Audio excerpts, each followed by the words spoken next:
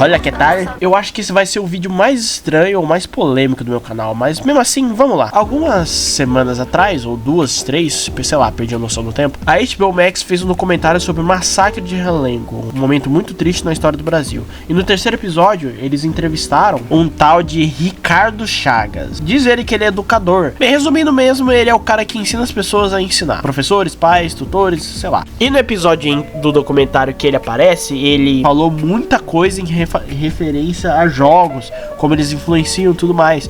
E como os jogos influenciou o cara que fez o massacre em Realengo, né? E nisso ele acabou acusando um youtuber chamado Corey, que é um youtuber que fala bastante de Five Nights at Freddy's, é o conteúdo que ele tá mais fazendo hoje em dia, e falou umas mentiras sobre ele, que o Corey até se defendeu e deu em caso jurídico. O negócio é que o Ricardo Chagas, ele anda respondendo bastante, e as respostas dele são muito mais preocupantes. Acaba, tipo, repetindo aquele discurso do que a Record faz toda hora, que é nada mais, nada menos do que jogar a culpa tudo em cima em jogos, dizendo que ele influencia crimes reais de crianças e adolescentes que praticaram na sociedade. É culpa dos joguinhos, sim! Do meu filho estar virando uma pessoa ruim. O fato de eu não dar carinho e atenção pra ele não tem nada a ver com isso. A culpa é do Mario Kart, é! E o motivo pra eu poder estar fazendo esse vídeo aqui pra vocês não é pra notificar sobre a treta, puxar o hype dessa treta, não. Na verdade eu quero falar, comentar e debater mais uma vez se jogos ou filmes, coisas de nerd em geral, influencia os adolescentes e crianças. E bem, lógico que eu não tenho nenhum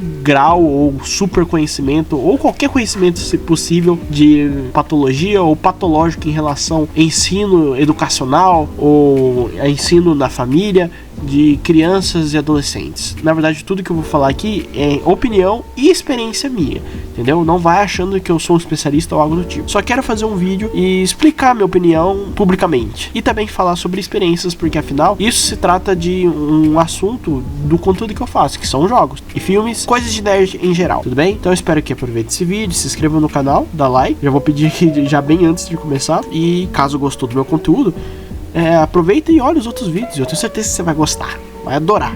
Enfim, vamos lá.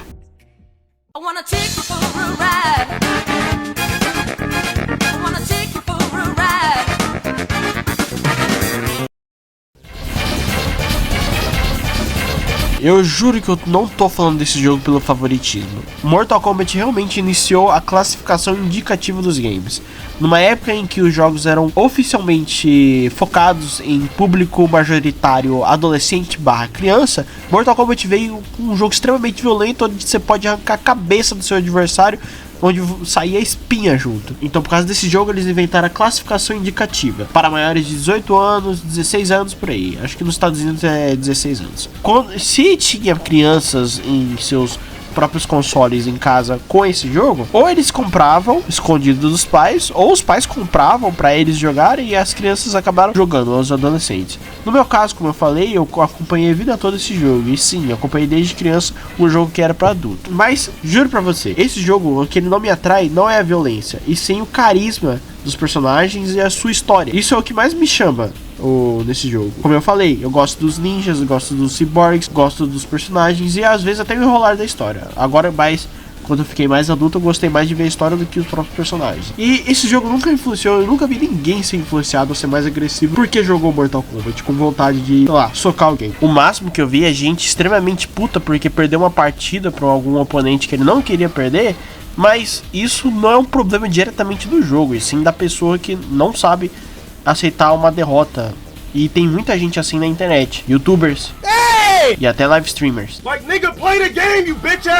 Mortal Kombat não influenciou nada na minha vida, digamos assim. Pode ter influenciado em relação a um pouco de vício, de eu gostar muito dessa franquia e gostar de tudo que ela faz, né? Acabando ser um fã maluco. Mas, sinceramente, Mortal Kombat me deu bastante amizade, possivelmente uma namorada.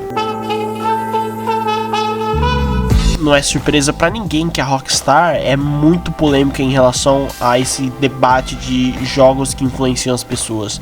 Até porque a Rockstar decide fazer só jogos polêmicos, né? Os jogos mais conhecidos da Rockstar, claro que seriam GTA, Red Dead Redemption e Bully. E também tem outros casos que eu vou falar depois. Mas o principal que eu quero falar é o GTA.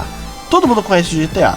Simplesmente é um jogo que dá liberdade pro jogador fazer o que quiser. E quando eu digo o que quiser, sim, ele pode massacrar uma cidade inteira pegando uma arma de porte pesado e atirar em qualquer um que vê na frente, que é o que a maioria dos jogadores fazem. Por incrível que pareça, você deve achar um absurdo eu falar isso, que cada um faz e que todo mundo faz isso no GTA, mas por incrível que pareça, isso é bem recorrente. Todo adolescente que tocou um dedo no GTA, a primeira coisa que faz é, sei lá, atirar no primeiro que vem. O jogo dá uma liberdade, você explora essa liberdade até o fim. E por conta disso, a Rockstar sofre bastante crítica. A opinião pública majoritária pensa que essa liberdade influencia o jogador a ser mais violento, causando uma violência a mais na vida real, fora do jogo, digamos assim. Já teve vários casos em que os jogadores de GTA fizeram algum tipo de violento na vida real e botaram culpa nos jogos e tudo mais. Só que, na maioria dos casos que a gente sempre vê, a pessoa que faz isso tem algum tipo de problema psicológico, onde acontece mesmo em que a pessoa não consegue diferenciar a realidade com a do jogo. A do jogo, você só não sente remorso por matar pessoas, porque você tem noção que aquelas pessoas, aqueles pedestres, eles são apenas fontes de códigos. Tanto que você vê um pedestre de um jeito e você joga o jogo mais um pouquinho, você vê o outro pedestre do mesmo jeito dele, tipo, são iguais, entendeu? Então você não vê a realidade nisso.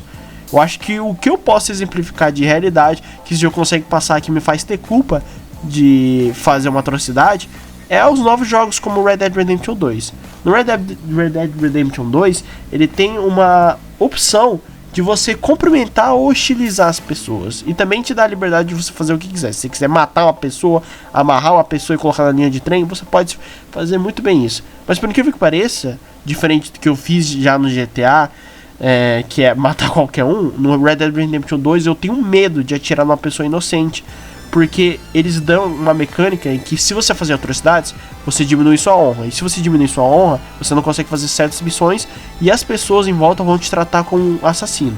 Então o jogo ele te passa essa realidade e você sente o que o protagonista... as consequências do protagonista caso você faça coisas ruins no jogo. Quem dizer que isso não é imersão, tá errando muito feio, porque isso é muito imersivo. Se a pessoa tem no mínimo uma consciência boa, ela não vai fazer nenhum tipo de atrocidade porque quer que o seu personagem tenha uma honra boa. Ou a pessoa faz uma atrocidade para conseguir a honra ruim e abrir as possibilidades que acontecem no jogo caso você tenha uma honra ruim. Só pra ver mesmo, entendeu? Não é pra culpar, tipo, a pessoa sádica, ela vai lá e faz as coisas ruins porque é sádica, velho. Às vezes não. Às vezes ele quer ver o que o jogo proporciona caso você faça coisas ruins também. É uma curiosidade como todo gamer tem, né? O Bunny já começou polêmico por conta do seu nome. Já era pra ver que a empresa que fazia GTA, um jogo que dá liberdade pra uma pessoa fazer qualquer atrocidade que vê na frente, vai lá e faz um jogo que tem a mesma liberdade, só que num colégio, com crianças. E sim, muita gente achou que ia ser um jogo violento com crianças no meio, ia ter morte de crianças. E não, todo mundo pagou com a boca, porque Bunny é um jogo sensacional. Ele é um jogo mais maduro, sim, mas ele não chega a ser violento no GTA. Não tem morte de crianças, muito pelo contrário. Ele tem essa liberdade que o GTA tem, porém você não usa nenhuma arma letal. É arma de criança, estilingue, bomba fedorenta, aquelas bombinhas que taca de batom que explode, que toda criança maluca do Brasil adora estourar. E a história do jogo, que muita gente achou que ia incentivar o bullying, ia influenciar vários adolescentes, por incrível que pareça, a história do jogo é contra o bullying. É uma criança que tá tentando acabar com o bullying da escola, porque ele entrou lá e tá um bullying absurdo, e ele faz de tudo pra acabar. Então, por incrível que pareça, esse jogo ele tem uma história boa e até que educativas, entre aspas, né? Mas eu não recomendaria você mostrar isso pra uma criança pra educar, não. Não recomendaria.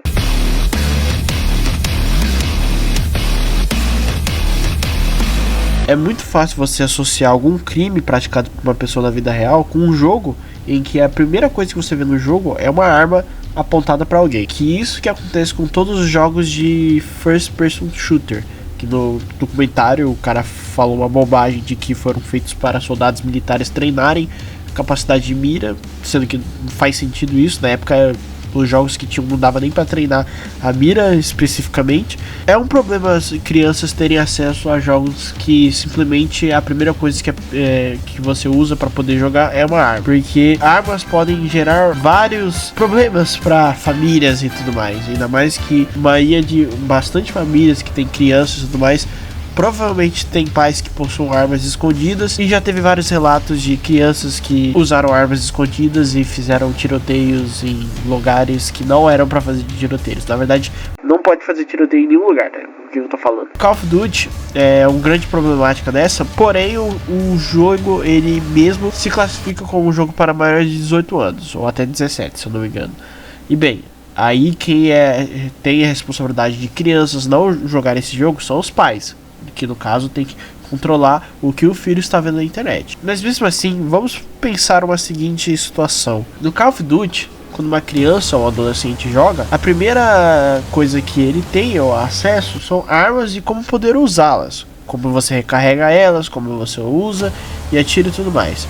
E bem, é muito fácil para um adolescente ou criança criar um vínculo com armas ou até gostar delas, pois nesses jogos, inclusive os mais modernos, você pode customizar elas. Você pode incrementar a sua arma muito mais do que ela já é, pode tunar ela. E isso acaba meio que gerando alguma satisfação dentro das pessoas. A satisfação de você jogar o jogo, completar, matar os seus inimigos para poder ganhar recursos para melhorar suas armas. E isso gera algo que as pessoas gostam. Não só isso na arma, mas também com o personagem, que gera muito desses Battle Royale, ainda mais como Free Fire, que é um jogo mobile de Battle Royale, que tem armas como o principal fator do jogo, mas ele é mais focado na customização dos personagens mesmo.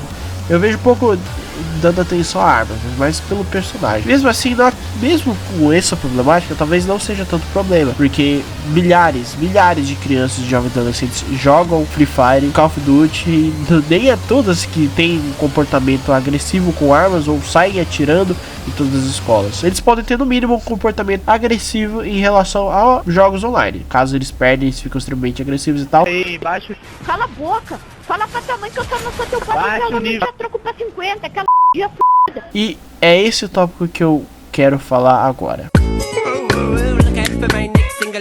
O intuito desse meu vídeo era provar ou falar sobre minha opinião sobre esse debate bobo de se games influenciam ou não. Que obviamente a minha opinião é que não influenciam. Mas obviamente não tem como eu deixar isso de fora, sobre jogos online e sua toxicidade. Vejamos, existem dois tipos de jogadores em relação a videogames. Tem o casual e tem o competitivo. O casual, ele é aquele tipo de jogador que ele joga pelo prazer mesmo, pra se divertir. Chama os amigos pra no final de semana na sua casa pra poder jogar no sofá, um jogo que dá pra 4 ou 2 jogadores, sei lá, seja um Call of Duty, um jogo de luta, sei lá. E temos o competitivo, que ele joga o jogo online pra subir de ranking, pra saber todas as metas, pra poder se beneficiar ou ganhar alguma coisa, algum ranking, uma meta, não sei. Talvez seja melhor do que os amigos, ou melhor, pelo menos no online. E bem, qual que é o mais frustrado? É óbvio que é o cara que joga mais competitivo. Eu me classifico como no meio dos dois, nessa linha tênue dos dois. Enquanto que eu sou um jogador casual, bem casual das coisas, eu ainda tenho aquele meu espírito competitivo quando se trata de jogos de luta ou até outros jogos. Mas no meu caso eu sou mais competitivo com jogos de luta. E eu vou dizer uma coisa, quando o vício ele é algo que é crucial na sua vida, que ele toma toda a sua vida, no qual que faz você jogar todos os dias, ele se torna uma arma. Porque quando você se frustra com algo que você queria ganhar, isso quebra o seu dia e ou até sua semana. Isso é um grande problema em que jogos online podem dar. Não só isso, também como pessoas online, elas ficam extremamente tóxicas, falando um monte de besteiras, coisas criminosas e tudo mais. Com certeza alguém já viu alguém sendo bastante racista num server de Tibia na vida ou algo do tipo. Não dá pra não dizer que essas coisas não são reais, porque tem bastante exemplo na internet. Um desses exemplos é o Darkside Phil, com o tanto de toxicidade que ele tem em todas as suas partidas e a sua comunidade em relação aos jogos que ele joga. Low Tier God, que o cara que simplesmente não sabe o que é perder. Tem o Wings of the Redemption, jogador de COD que simplesmente estragou a vida dele por conta de COD e também por frustração. Geralmente não dá pra culpar os jogos por isso, porque essas pessoas, principalmente esses exemplos que eu citei, são problemas que elas mesmas podiam resolver com a procurando ajuda ou até mesmo dando tempo para essas coisas, para esses jogos, para poder viver a vida. Mas bem, obviamente como ser humano, todos têm suas próprias escolhas de viver aquilo que quer. E se eles querem viver nesse loop infinito de frustração e desgraça, aí é problema deles. Bem, eu não ia falar de Five Nights at Freddy's nesse vídeo, até porque eu não jogo muito esse jogo. A única coisa que eu vi são os vídeos do Corey, o inimigo da vez, pro Ricardo Chagas. Mas Five Nights at Freddy's é um jogo bem simplesinho, indie, feito por um tal de Scott Calton, que é basicamente um jogo de terror que se você jogar o terceiro, do primeiro até o terceiro jogo, você vai perder o terror todo. Mas, em compensação, a história, as teorias são bem legais. Mas, enfim, esse jogo ele tava no meio dessa treta. O Ricardo Chagas ainda falou bastante desse jogo, não só no documentário, mas no Instagram dele, porque o jogo ele tem uma temática infantil e atrai crianças para um jogo que não é infantil, sendo que o jogo já tá acreditado para maiores de 17 anos ou 18 anos. E sim, ele parece mesmo infantil porque o jogo se passa na pizzaria para crianças. E tem todo aquele negócio de tipo, o terror que misturado com a nostalgia é o maior terror possível. Você vê mesmo por aí que as coisas que mais assustavam os adolescentes de hoje em dia são coisas que eles assistiam quando era criança. E até o próprio It a Coisa, que tem criança no meio, é por causa desse fato. Existe o terror e a nostalgia ao mesmo tempo. O medo daquilo que você tinha quando era criança. E bem, esse jogo ele trabalha muito nisso.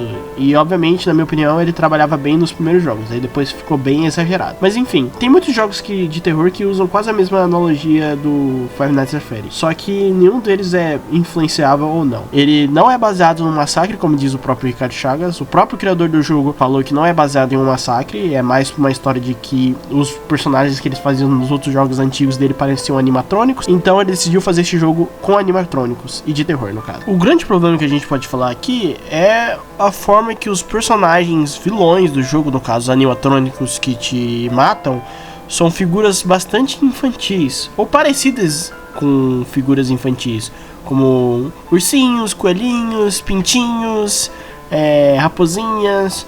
É pra dar essa ilusão mesmo de ser algo infantil, pra poder assustar as pessoas, entendeu? Quem nunca se assustou com o canto de crianças pequenas no filme do Nightmare on Elm Street? Do Freddy Krueger. Enfim, é desse jeito mesmo. E não tem nada influenciável nisso. Bem, aí depende. Hoje em dia tem uma criançada que gosta do Sonic X. Sonic X é uma creepypasta que eu borrava de medo quando era criança. E agora hoje em dia todas as crianças gostam. Vai entender. Então, gente, pra finalizar o vídeo, eu queria falar um negocinho pra vocês. Esse papo aí que tá rolando da HBO, do Corey e do Ricardo Chagas, bem, eu não quero me envolver muito. Eu só usei isso de pretexto pra poder falar sobre jogos que normalmente as pessoas apontam o dedo e falam que são ruins, que influenciam e tudo mais.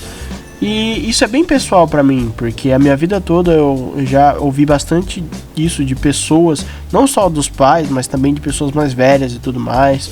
E isso é algo que é bem recorrente para quem é mais velho. Tem gente que não entende certas coisas e acham que elas podem influenciar. Sempre tem algum tipo de linguagem ou até algum tipo de conversa, um senso comum entre as pessoas mais velhas que não são dessa geração, que acreditam fielmente nas coisas que simplesmente acabaram de acreditar, achando que podem causar coisa ruim. Ou mesmo aquilo lá de acontecer uma tragédia e eles precisam de alguém para culpar. Ou a grande mídia, ou algo do tipo. Ou os pais, ou tudo mais. E bem, é recorrente isso. Toda hora a gente tem que explicar que não influencia, porque isso. E olha, é normal. As pessoas sempre arranjam algo para jogar culpa. E sempre são coisas que elas não entendem 100%, digamos assim. Mas enfim, esse é o vídeo. Eu tô com um intervalo muito grande para fazer os vídeos. Eu tô num momento bastante ocupado da minha vida, mas eu sempre tento fazer alguma coisa, né? O próximo vídeo que eu vou fazer aqui, a gente já tá trabalhando nele.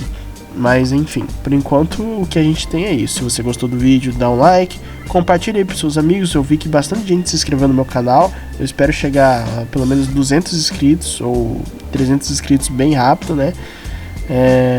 Eu vou fazer mais shorts, vou fazer o que eu puder aqui. Mas por enquanto é isso aí. Muito obrigado aos que se inscreveram e curtiram os vídeos, comentaram.